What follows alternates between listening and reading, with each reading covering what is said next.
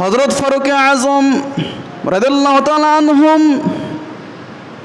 তিনি মসজিদে নববীর সামনে বসে আছেন। হযরত আলী রাদিয়াল্লাহু তাআলা আনহু হযরত ওমর ফারুকের নিকট একটা পয়গাম দিতে এসেছেন। সেই পয়গামটি হলো জেরুজালেমে ওই সময় কাফেরদের যারা ইসলাম গ্রহণ করে নাই সাহাবায়ে কেরাম তাদের সাথে যুদ্ধ করে জেরুজালেমের মধ্যে আটকে রেখেছিলেন। ওই সময় চুক্তি দিয়েছিলেন, কিন্তু সেই চুক্তিগুলো তারা মানতে পারছিল না। সেজন্য সাহাবায়ে কেরাম জেরুজালেমের মধ্যে কাফেরদেরকে আটকে রেখেছিলেন। এক সময় যখন তাদের খাবার পানি সকল কিছু ফুরিয়ে গেল, সেই মুহূর্তে সাহাবায়ে কেরামদেরকে ডেকে বললেন, কাফের নেতার এক নেতা ডেকে বললেন, আমরা আপনাদের যেই চুক্তি আপনারা দিয়েছিলেন সেই চুক্তি আমরা আপনাদের সাথে একসাথে মিলে সেই চুক্তি সম্পন্ন করতে চাই, কিন্তু আমাদের অনুরোধ হচ্ছে এখানে হযরত ফারুক আযম ওমরকে আসতে হবে। এই খবর সাহাবায়ে কেরামদের মধ্যে হতে একজন মদিনায় চলে আসলেন। চলে আসার পর হযরত ফারুক আযম ওমর রাদিয়াল্লাহু তাআলা আনহুর নিকট বলার পূর্বেই আলীকে বললেন।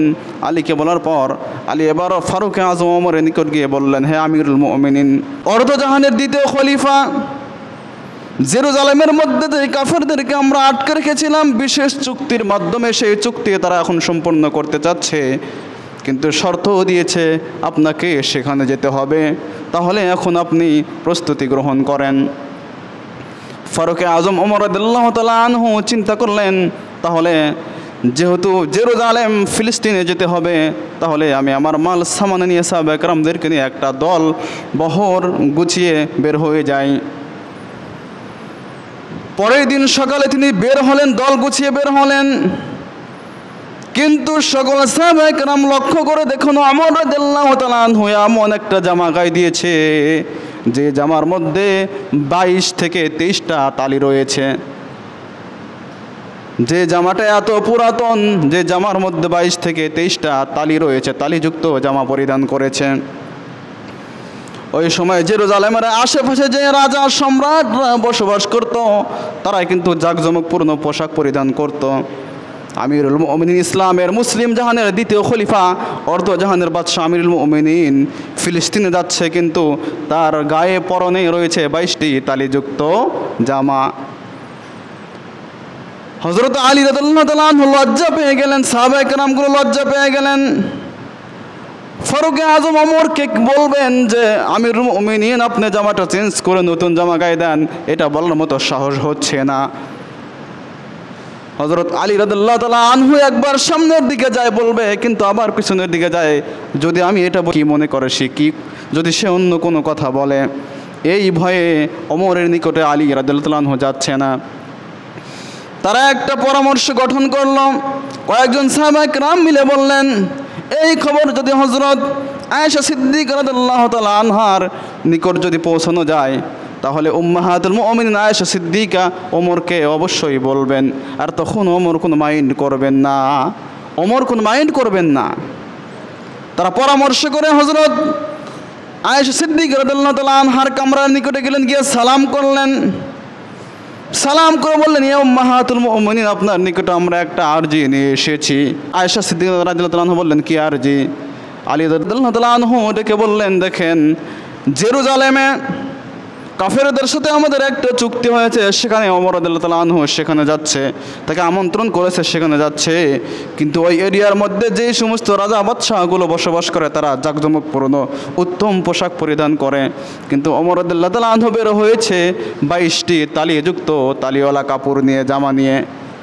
তো আপনার কাছে আমরা নিবেদন করতে এসেছি, আপনি যদি তাকে বলেন যে আপনি একটু সুন্দর চাকচিক্যপূর্ণ জামা পরে যদি সেখানে যান, তাহলে মুসলমানদের একটা গর্ববোধ হবে, তারা মুসলমানদেরকে দেখে ধিক্কার দিবে না।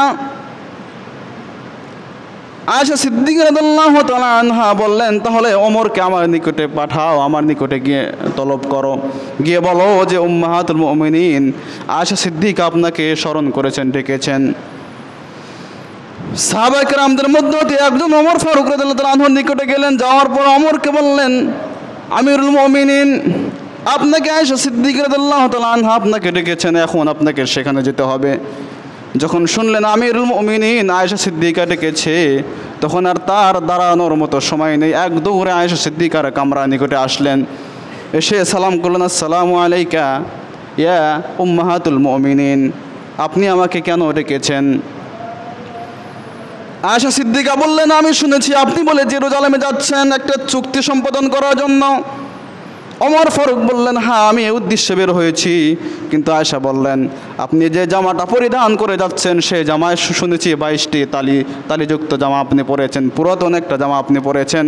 তো সেখানকার মানুষ জাঁকজমকপূর্ণ পোশাক পরিধান করে, সুতরাং আপনাকে এই তালিওয়ালা কাপড় নিয়ে সেখানে যাওয়া যাবে না, আপনি কাপড়টা চেঞ্জ করেন।